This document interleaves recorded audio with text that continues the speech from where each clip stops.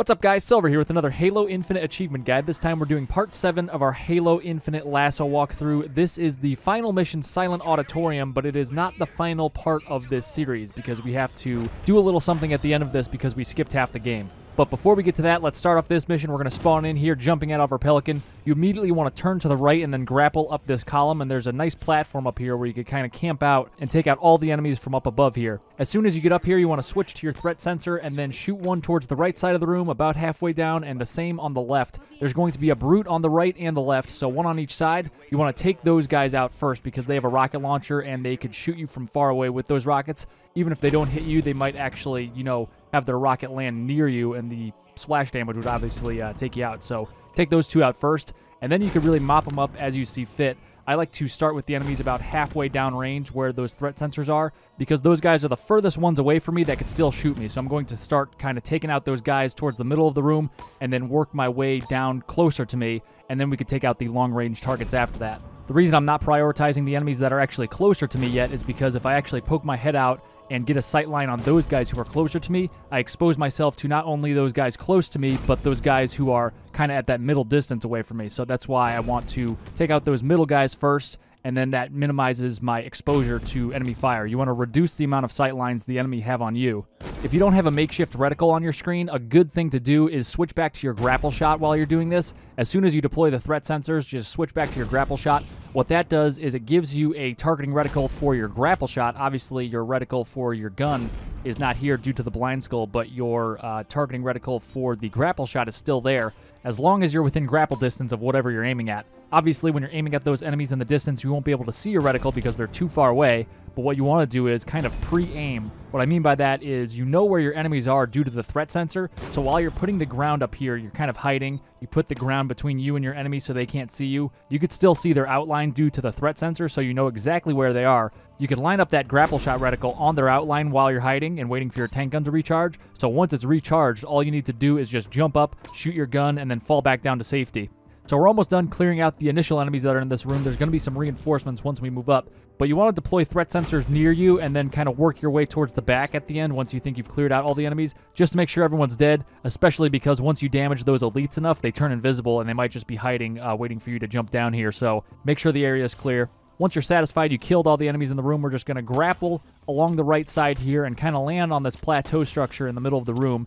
And you could either shoot to the reinforcements coming in on the left side or the right side, dealer's choice. On the left side, there's a couple skirmishers and a berserking brute. On the right side, there's a couple jackals and a rocket brute. So what I do is just send a tank round or two into one of the doorways, taking out all the enemies, and then I could just focus on the 3 remaining enemies on the other side. And I want to save one, ideally the brute, to take down with my sword so I could get a shield back at the end of this. So what you want to do is kind of throw some threat sensors their way just so you can see where they are, and wait for them to split up, because obviously they're going to be clustered together at first because they're coming out of the same door. But you just want to kind of hang behind cover. So it looks like I have taken out both jackals. I'm just double checking, throwing some threat sensors down to make sure no jackal profiles light up. So we just have the one brute now. I'm going to use all this cover, all this stuff, just get in close to him, and then I could grapple to him, and he will kind of put his arm up like he is trying to brace himself. He doesn't want to get punched in the face. He's trying to protect himself, so he won't shoot at you or try to punch you or anything when you grapple to him like that. So you could easily just slice him with your sword and get your shield back and kill him. We'll move into the next part. We're going to throw down another threat sensor here. There's a couple of grunts towards the left that start off, and then there's going to be an elite and a brute that come in from the right, along with one more grunt. So you want to take out these two guys, particularly the elite. You want to save either the brute or the grunt all the way on the right for last, so you could just sword them to get your shield back yet again. We'll grab the power seed over here, and then we'll move it back towards the other door that we need to open up to go to the next part of the mission. And I'm going to skip ahead here because there's a little bit of walking before we get to the next room with enemies. Once this door opens up, before I even start fighting the hunters in here, I throw a frag grenade over towards these hard light canisters, so they blow up and I don't have to worry about them blowing up while I'm nearby them.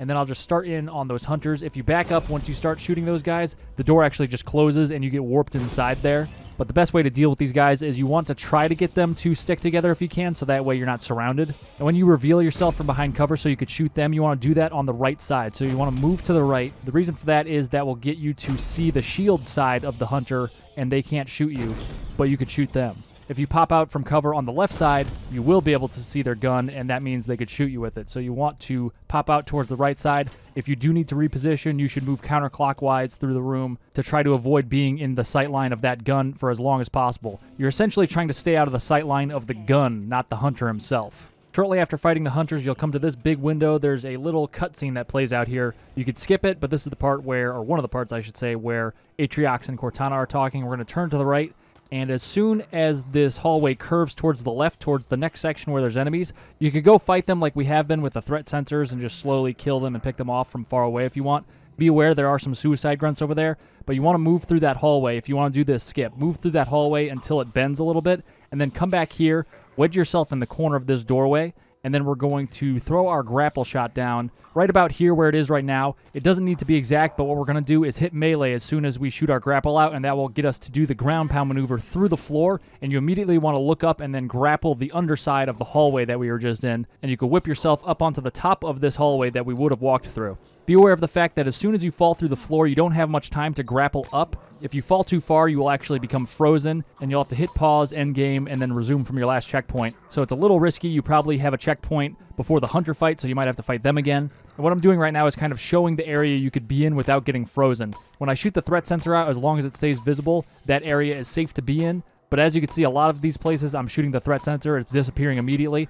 That means that if I walk into that area, I will become frozen, similar to me just falling to the bottom of the map. But anyway, we want to look back towards the way we came, and there's an invisible wall here, so you want to stand close to it, and with your grapple shot equipped, slowly look up until your reticle disappears. Once it does, look down slowly until it reappears, and then grapple to that spot where you'll be able to clamber up. So that's just a really easy and efficient way to determine where the top of that wall is, so you could easily grapple to it and then clamber up to the top the remainder of the way. And you can see if I look down, if I inch my way over, you can see it's actually invisible even though I'm standing on top of it. But anyway, we're going to go over here, and we're going to slowly inch our way out towards this kind of jutted out area. And as soon as we reach the edge of it, it's actually going to give way. It's not actually there. The tip of this thing is not here. So we're going to fall down, and then we're just going to turn to the right and just grapple. And now we are in this area we're not supposed to be in. Just grapple along the walls, and you'll be able to get to the bridge up ahead here, which typically you'd have to fight your way through two pretty big rooms of enemies. But now we're just going to swing over here. Not a care in the world. Obviously, just focus on not falling down. We have infinite grapple, and, you know, the recharge is, or the cooldown, rather, is instant. So we should be good, but just take it nice and easy. And you want to stay at roughly this height so you don't miss the platform for the bridge. You can see these large brace structures on either side of the area we're in. You want to stay at about the level where they stop going directly up and down and start bending towards the center of the ceiling here. So you can see we easily saw the platform which we landed on here, but instead of activating the bridge, we first want to go back through towards where we would have come from if we were playing through this mission normally. We need to hit a load zone in here, and we also want to ensure we have full shields. So we'll run up behind this brute who has no idea we're here, smack him with your sword, and then immediately run back towards the bridge, and that will ensure that we have full shields, and we have hit that load zone that we needed to hit. Now we'll walk up to the bridge and hit the controls, and there will be some dialogue that plays out between Cortana and Atriox again. The bridge will activate partway through that dialogue, and then you can move across. I will skip ahead. As we move forward, you want to ensure that you're not shooting your tank gun or throwing grenades or anything. You don't want to make any noise because that will alert the enemies in the next room to your presence. So we're just going to go through these doors silently. We're going to turn to the left as soon as we get in here and just grapple up towards the ceiling. And then we're going to grapple along the left wall here. And once we get to the end of this wall, there is a doorway in the wall at the bottom. So we're going to have to fall down and drop into that doorway as quickly as we can. If you do this fast, which I didn't do it here really, I did it kind of sloppily. You could do it without the enemies even knowing you're here, but they started shooting at me a little bit because I did not display a good use of the grapple shot there, not displaying a good mastery of it, even though I've played this a billion times at this point. I may have taken some damage, but in this next section, I'm going to get my shield back. I'm going to ensure I have that.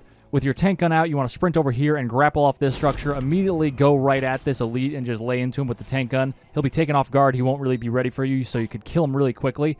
Then you want to move into this area, and instead of moving towards the end of the mission, you want to double back, throw some threat sensors down that way, back towards the way you came, and there's a bunch of enemies over here, of course, that we skipped. But you actually want to clear all of them out except for one, so you could smack that one last guy for shield, because this is going to be the last group of enemies before you go through a whole lot of cutscenes and, you know, just walking a long way, going up an elevator before you actually get to the final boss fight. And then if you die there without a checkpoint, it'll send you all the way back to before this, so that would be annoying.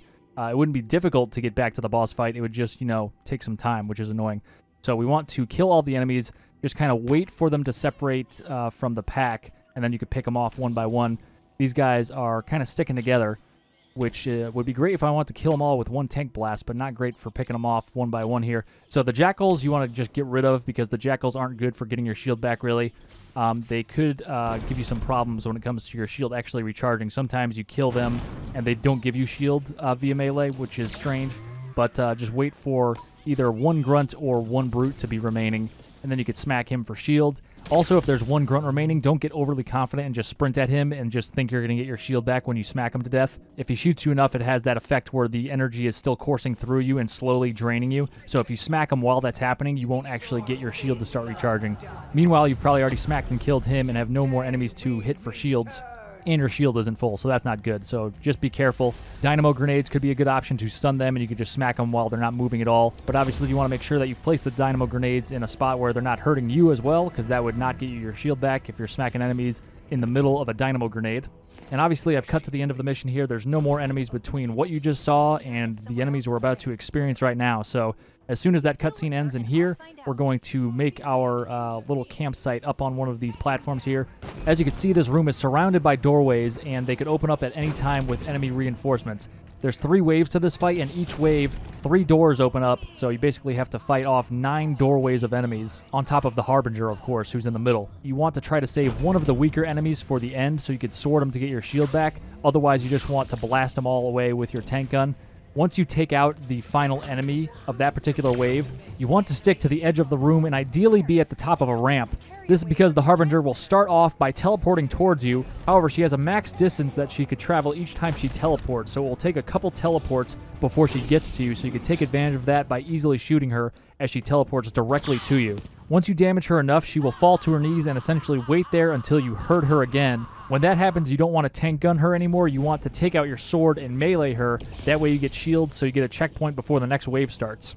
So here we are starting off the second wave. There's going to be 3 more doors that open up just like the first wave.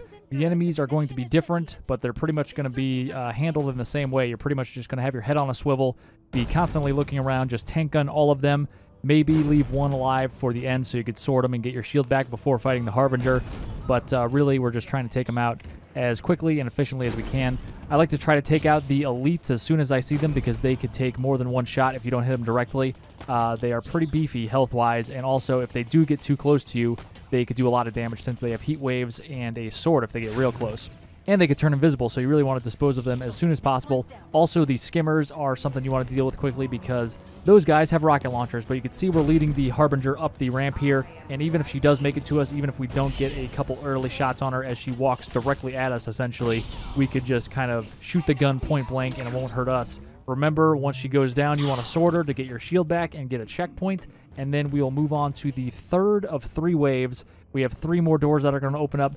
Be aware that once you kill 2 enemies in the first 2 doors, that gets the 3rd door to open up, and when the 3rd door opens up in this wave, it has a beefy hammer chieftain. We got a ham boy coming in, so even though he has a short-range melee weapon, he could kill you from a long way away. He is terrifyingly fast, and he could jump at you and close the gap almost instantly, it seems.